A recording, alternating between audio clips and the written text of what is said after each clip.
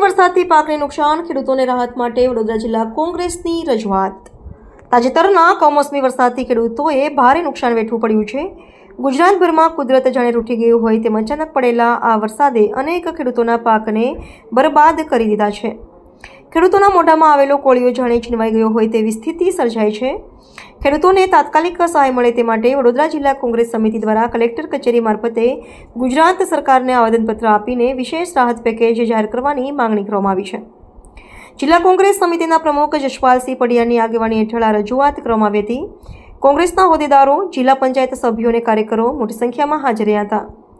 જિલ્લા કોંગ્રેસના જણાવ્યા મુજબ છેલ્લા 7 સિઝનમાં વાવાઝોડા, અતિવૃષ્ટિ અને કમોસમી વરસાદના ભોગ બનેલા ખેડૂતોને માત્ર રાહતની જાહેરાતો મળી છે, પરંતુ હકીકતમાં સહાય પહોંચતી નથી।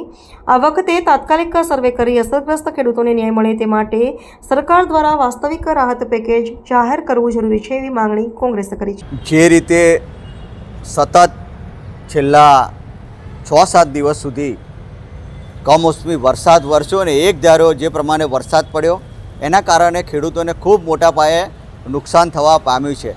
પાક એકદમ તૈયાર હતો, ડાંગરનો પાક હોય, કપાસની પણ વીણી કરવાની હતી, તુવેરોની પણ ઘણા બધા ખેડૂતોએ લગભગ 2-3 વખત ઓરણી કરીને આ વખતે પણ ફરીથી ઓરણી બાદ તરત જે રીતે વરસાદ પડ્યો એના કારણે ખેડૂતોનું જે આ તુવેરનું બિયારણ એ પણ બગડી જવા પામ્યું છે। તેવી રીતે ઘાસચારો હોય અને તમામ હાથમાં આવેલો કોળિયો એકદમ તૈયાર હતો।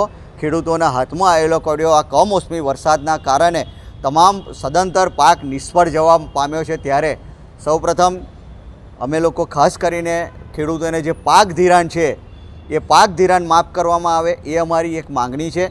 સાથે જે રીતે યુપીએ ગવર્મેન્ટ દ્વારા ખૂબ મોટી આફત જ્યારે ખેડૂતો પર આવતી હતી ત્યારે ખેડૂતો જગતનો તાજ છે, એના પર મુશ્કેલી આવતી હોય એ મુશ્કેલીના સમયમાં અને સમગ્ર ગુજરાત જાણે છે કે આજે ખેડૂતની પરિસ્થિતિ શું થઈ છે।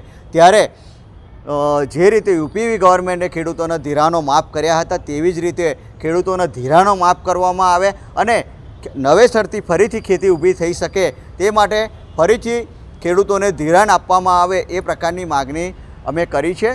સતત જે પ્રકારે વરસાદ વરસે છે, સરકારશ્રી દ્વારા જે પેકેજો જાહેર કરવામાં આવે છે, પરંતુ જ્યારે વાસ્તવિકતા જોવામાં આવે ત્યારે જે પેકેજો જાહેર કર્યા હોય એના 30-35% રકમ જ સાચા અર્થમાં ખેડૂતો સુધી એમને લાભ મળતો હોય છે। તો આવું ના થાય ને ફક્ત જ્યારે આ વખતે સારું એવું પેકેજ, હજુ પણ પેકેજની જાહેરાત એવી કંઈ જોવે એવી મુખ્યમંત્રીશ્રી આજે પણ સમીક્ષા બેઠક કરી રહ્યા છે। આજે સવારે પણ બેઠક હતી, પરમ દિવસ સાંજે પણ બેઠક હતી, તેમ છતાં પણ હજુ કોઈ ચોક્કસ નિર્ણય ના કર્યો હોય તો ચોક્કસ ખેડૂતો માટે હિતમાં નિર્ણય કરીને ખેડૂતોને પાક ધિરાણ માફ કરવામાં આવે ને ખેતી નવેસરથી ઊભી થઈ શકે તે માટે એમનું જે રીતે સર્વેની વાત કરવામાં આવે છે, પરંતુ સર્વે તો શું આખા ગામમાં દરેક જગ્યાએ કોઈકનું ખેતર બાકી નથી રહ્યું એવી પરિસ્થિતિ થઈ છે। એટલે એક જગ્યાએ ગામમાં જઈને તમામ ખેડૂતોની વાત સાંભળીને એમનું પાકનું જે નુકસાન થયું છે એનું વળતર ચૂકવવામાં આવે એવી અમારી માંગ છે।